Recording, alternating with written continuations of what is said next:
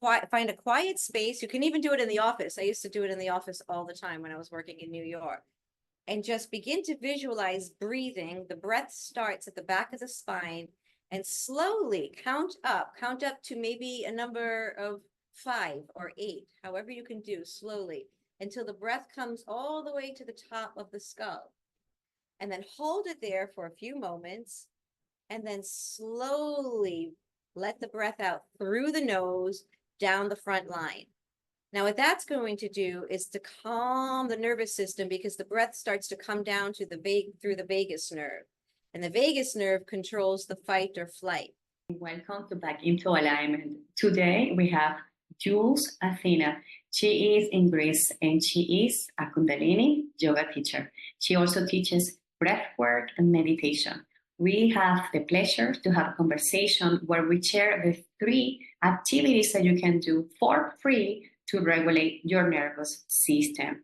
We are excited to learn and to hear the story of how Jules transformed herself, moving from the corporate world to the spiritual world. We learn about how we can reduce our stress and anxiety by simply tapping into our breath. We are excited to hear more, and be ready. Get your water, get your tea, and just be comfortable to listen to this conversation.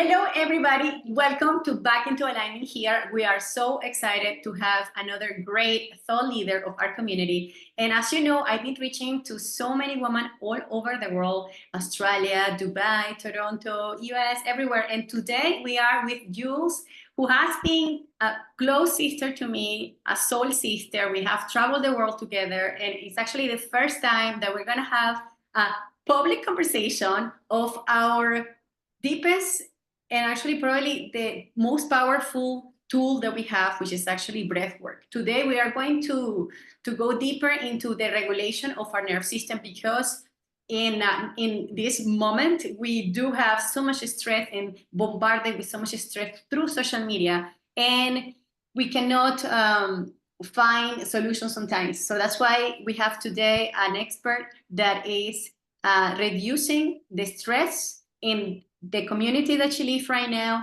She's actual Kundalini teacher, and she's also, I believe, pure divine light that is living her purpose, and I really admire her. So thank you so much, Jules, to be here with us.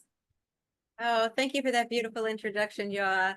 It's very nice to be doing a podcast with you, and it's been amazing traveling around the world with you and doing yoga, Reiki, and breathwork all over Myanmar, Nepal, and Bali, and the fabulous places that we've traveled together. I know. It sounds that we definitely have connected our souls. We have traveled for over 5 countries in Asia, and we discovered cultures. We connected to Earth. We track and did trails. And I think that's the closest way for us to be connecting to the nature and to connect to our true desires. And we discover so much traveling. And I know now you are in Greece, in Athens. Tell me a little bit about your current status. Like, are you there working? Are you there on vacation? Tell us a little bit about you. I'm actually connecting with my family, with my ancestors. I'm half Greek, as you know, and connecting with the ancestors and really doing some deep work on the family systems is also another aspect of what I do. And that's part of why I'm here, to really tune into what my family has been through, what my mother, my grandmother, the aunts and the uncles, the great-grandmothers, the lineage. So that's what I'm doing here. I'm also preparing for next year's yoga retreat, which I will be doing in Greece on a sailboat. That will take place. I'll post several of them in June and July. We'll be doing 5-day sailing trips where we'll be working on regulating the nervous system while traveling through the Greek islands and doing breath work and some gentle yoga. So that's my journey. here in Greece before I head back to Thailand to teach some Kundalini yoga training courses. Yes. Wow. So as you heard before, Jules transfer her knowledge from the corporate level, stressful, high stress, high demanding, and very disconnected world to the extreme, which is actually more of a spiritual world where she learned the biggest practices and activities that can actually help us to regulate our nerve system. So tell us a little bit about, since you have been practicing this for over 10 years, fully immersed into the Kundalini awakening, which is something that I would love to share with people because I actually haven't had anyone that have talked about Kundalini. And because you do have over 10 years studying Kundalini, I think you are the expert here to tell us about what Kundalini is. And starting with the energy creation, I think before we go deeper into how we regulate our nervous system, I think we should go deeper into what is a Kundalini, how can we reawaken our Kundalini energy. Yes, well, it was a very interesting journey for me in my Kundalini awakening. I've been studying yoga for about 20 years and teaching it. Kundalini came in, like you said, about 10, 11 years ago with me, and I had already had a Kundalini awakening. I just didn't know it was a Kundalini awakening. Basically, what a Kundalini awakening is when you have this light force energy, this surge of energy that enough pressure, tension, stress, and friction occurs within an individual that this energy begins to, this pressure begins to explode and it begins to rise up through the chakras, through the energy system of the body. And when this energy system surges, it's basically everybody has the ability to raise their Kundalini. It only has to, the light energy only has to move through the blocks. So what often happens in with people as we're living our lives, we're born, we're told what to do, we're given a system, we're given rules and regulations, then we have all this stimuli in front of us, we're eating foods that are sometimes not healthy, we're doing things that are not healthy, and that energy should just be able to flow naturally. But the way our lives are set up, they often get blocked. And in my case, as you said, I was working in a corporate environment, and it was a very amazing job. I mean, I was working in radio and music, concerts, putting on concerts, selling radio, huge advertising campaigns in New York City, and it was fabulous. However, it came with a lot of pressure. I mean, anybody who's working in New York City knows that it's intense. You're swimming with the sharks out there.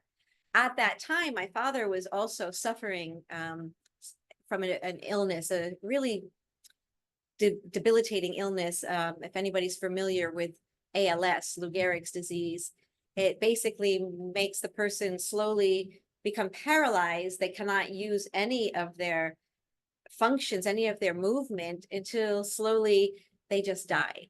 So the pressure of the job combined with the reality that I was losing my father slowly every day for over a decade. He lasted longer with this disease than most people do, but this created a lot of tension within me.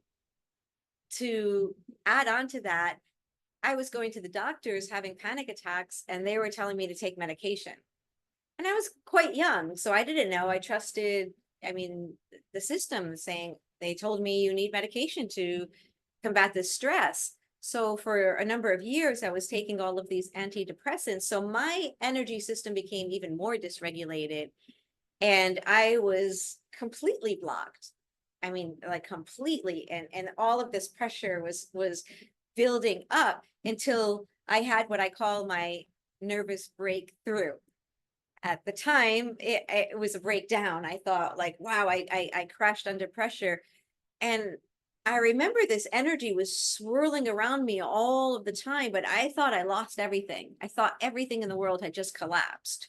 But at the same time, other things were coming into my life. Like all of a sudden I started to take yoga classes. I was going to meditation classes while in this, what I thought was a nervous breakdown. Okay, what I learned later, once I left New York City, because once this breakdown happened to me, which again, breakdown or breakthrough, it's really breakthrough, it was an awakening. That's how mine happened. It's different for everybody. I moved, I quit my job, I moved to Los Angeles, and I met my teacher, my Kundalini yoga teacher. And he's, I think, a sage of a human being, 80 years old, been studying and teaching Kundalini since he was a child. And he explained to me what was happening, that it was a Kundalini awakening. And I began to study Kundalini and began to implement the breathing techniques, the movement, the mindfulness, the different aspects, the mantra, the different aspects of Kundalini, which helped to then just regulate it, because I had already awakened. Now I needed to regulate the system. And for me, it was a very, very powerful awakening. And now others, I've been teaching Kundalini now for 11 years. Since I started studying it, so I was already a yoga teacher when I met my Kundalini yoga teacher. So I went right into teaching Kundalini, and you have to basically learn on the spot when you do that, when immediately you're teaching. And I had left Los Angeles, I moved to Thailand, and where I moved to at the time, I was the only Kundalini yoga teacher out there. And I remember talking to my teacher and saying, "What do I do now? You're not here." And he said, "Well, you become the master now." And in this experience of having my own awakening and then guiding others through their journey, I got to see how others moved through their awakening. And for some people, it's not like mine, that was a breakdown.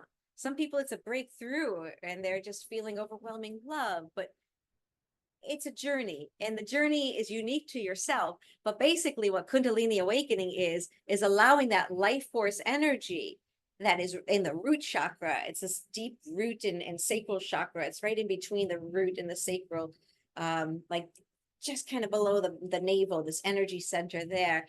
And that energy, that light energy, once it's allowed to rise, it goes through your chakras and you become more attuned. You become the microcosm that is the self. The body becomes attuned to the macrocosm, which is that of the universe.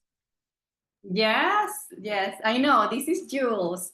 Jules is full of stories. It's so hard for me to introduce someone that has influenced me so positive. We have such a beautiful memories together, traveling around the world. And actually, I met you when you were just starting the journey with the Kundalini learnings, and now you became a teacher. I know Kundalini takes over 10 years to actually be a master, and I know that you are towards that level after 11 years being practicing and teaching. It's so exciting that you're here and to tell the stories of how you actually reawaken the Kundalini energy, because the origin of being passing through your father's chronic disease, being able to break through that grief and see the groove after the grief. I know it's a big transformation. I'm also going through the same reawakening, and it takes time. And it's just all the process of the human, journey. Now, in terms of you guys are listening to the conversation, you may be in Dubai. I'm living in Dubai, which is a very high stressful city, because we do have activities one after the other, and it's a city that is very young, and people come here for a purpose. So this very fast, rapid city, it's like New York, where you are, Jules. But we do have also nature, so it's up to you to take the breaks. I wanted to invite people that are listening to the stories of Jules, and also to bring some ideas of what can anyone do without being a yoga teacher, just simply by being aware of high levels of stress or having anxiety. What would be the 3 practices that you recommend to anyone that is listening to the conversation right now that will be easy for them to start applying on daily basis? Yes, it's interesting because I did study, and my awakening happened through that kind of city environment where the nature is a little bit around you, but not a lot. And sometimes it's harsh. The elements are harsh. It can be very cold, it can be very hot. Might not want to go outside and connect with nature. And the tools that I incorporated when I was living in New York, and I teach when I do my coaching calls with my clients who are living in cities, is number one, the breath. Absolutely 100% number one is the breath. Because when you get stressed out, what happens is we go into shallow breathing. Okay. And the shallow breathing creates this tension, it creates this stress. And we might go into not only shallow breathing, but also quick breathing. So the more nervous you get, the shallower the breath gets and the faster it starts to go. And that causes almost sometimes a hyperventilation. It accelerates the nervous system. So number one, what I like to guide my clients through is to just find a quiet space. You can even do it in the office. I used to do it in the office all the time when I was working in New York. And just begin to visualize breathing. The breath starts at the back of the spine and slowly count up to maybe a number of 5 or 8, however you can do slowly, until the breath comes all the way to the top of the skull. And then hold it there for a few moments and then slowly let the breath out through the nose down the front line. Now, what that's going to do is to calm the nervous system because the breath starts to come down to through the vagus nerve. And the vagus nerve controls the fight or flight, controls the adrenals, one of the functions of the vagus nerve. So we breathe slowly through the nose, up the back of the spine, holding it up, visualizing that you're holding the breath, and then slowly breathe down, visualizing the breath coming down the front line of the body. And you can do this for a minute or 3 minutes, even up to 5 minutes if you have that within you, and just breathe. You don't have to use the hands. I'm showing the hands right now so that you can see where the breath is coming up and slowly coming down. That number one, basic, will calm the nervous system. You asked for 3 tools. Another thing that I like to do is also to visualize the elements, because the elements are part of what's going on the outside world and what is going on the inside, and the outside we can merge. So if you can visualize the energy coming from the earth, just like you have roots of the tree coming from your feet, and you can visualize that earth energy. The earth is very grounding. It comes up through the spine, goes through the bones, right? The earth is like the tree roots coming all the way up through the bones, nourishing the bones. And then you can visualize like a waterfall, purifying. Waters, calm waters, purifying the nervous system as it goes down. Breathing up and down. So those 2 elements, the earth and the water, are very good for grounding and for purification. Other aspects of the elements, as you can think of wind. Wind is movement. So when you want to move away negative energy, I just breathe and just push away the energy. Breathing. If there's something stressing me out, I just visualize it going away, going away. So the elements, right? Another one is the fiery breath. Something's getting you want to transform something. One of the biggest ways to transform is through fire. So if you take a piece of wood and throw it in the fire, it completely burns into ash. It changes its element. So when there's something within you that you want to transform, you can visualize fire. In Kundalini, we do a very fiery breath that is done through the nose. It's a very quick, well, rather quick breath, but it's breathing out through the nose and pumping the navel.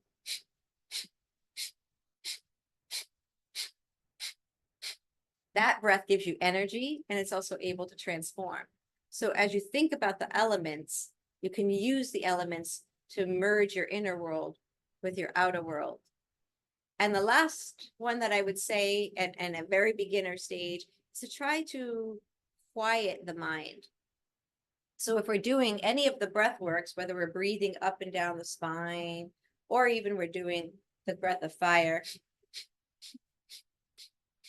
try to stay single pointed focused.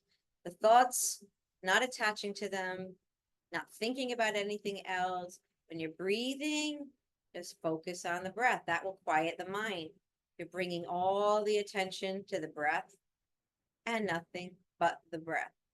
It's a huge detox to quiet the mind. Even if you can quiet the mind for 60 seconds, that will completely change your nervous system and change the landscape of where you are at that moment. So a lot of times when we're working in corporate, maybe a telephone rings, maybe you hear the ring from the emails, and that kind of gets you a little bit like, oh gosh, I got to do something. Oh gosh, I got to do something. Well, if you can turn off the phone for 1 minute and just breathe and let the mind relax. Because when the mind constantly thinks it's got to do something, it's got to do something, it gets into that overactive system. And that overactive system, it turns the energy system into a fight or flight. It's constantly needing to move. So the adrenals get overused. So if you can just calm, you're regulating the nervous system. Yes, thank you. Better explain is impossible. Thank you again for sharing those 3 practices. And I actually made notes for everybody to always remember. The first one is coming back into your breath work, practicing a slow and long breath with a proper posture. I think it's very important to sit comfortable, but to also sit very tall. We tend to be hunched over. So I believe sitting tall will always allow you the energy, especially the Kundalini energy that Jules was referring at the beginning, to flow. Number 2, we commented about the visualization of elements, which is so important. And the number 3 is to quiet the mind, which is probably the hardest one, especially if you live in a busy city with a lot of sounds. It's probably the hardest one. That's why I choose to meditate at 5 in the morning when everything is very relaxed at that time. So thank you again. I think this is very powerful for anyone. And in terms of the timing, somebody would ask you, like, how long should we practice this? You think, like, you commented about the 60 seconds, but what would be the most I would say effective time to actually put into practice these activities? Great question. I often, with the newer practitioners coming to study with me, we'll start very small with 3 minutes. From 3 minutes, we work our way up to 11 minutes. And then from 11 minutes, you can go up even more to maybe a 31-minute meditation. For me, I practice now 31 minutes in the morning, but I started with 3-minute meditations. So you can do a lot in 3 minutes, believe it or not. Yes, exactly. We are delightful to have you because I know you have so much to share. You also practice Qigong. It's actually another practice that it slows you down, comes back into the elements as well. I think we will have to have you again. Oh, it was a pleasure being on your show, Yoa. Thank you so much for inviting me. And I look forward to meeting you again somewhere in this great wide world where we connect for a Vipassana or a retreat and do one of our own. 100%. I also wanted to invite everybody to follow your social media channels. Can you please remind us your social media channels? Sure, it's Jewels Athena. So it's jewelsathena.com. My Instagram is Jewels Athena, and I have Facebook pages too, and I can give you the links and you can connect them to this podcast and people can join. And perhaps you want to come to study Kundalini with me in Pai, Thailand, also Koh Phangan, Thailand, and join on a sailing boat retreat next summer here on the Greek islands. 100%. That sounds like a plan. I will add all the social media channels in our chat bot, and I'm just looking forward to meet you this year after a break of having been away from each other. I'm looking forward to hang out together and to create magical memories with magical pictures. So thank you so much, everyone. If you have anxiety or you feel stress, we all have the 3 techniques that actually you shared today. Remember that they are for free. It's only about becoming aware and practice 3 minutes a day. Yes? Absolutely. 3 minutes. Thank you so much, everybody. And remember that together we are stronger.